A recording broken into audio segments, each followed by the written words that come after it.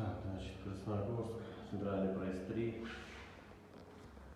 сдача объекта, двери будем позже устанавливать. Вот тут у нас ванна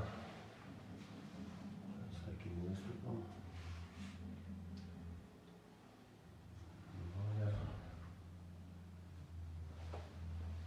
Ну, квартира однокомнатная. Высоту не делали, потому что после дверей. А так полный комплекс.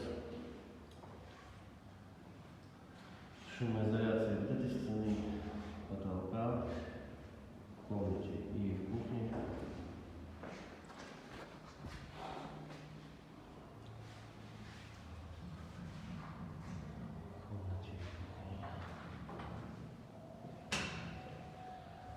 Кухня. Здесь будет стена полностью зашита какими-то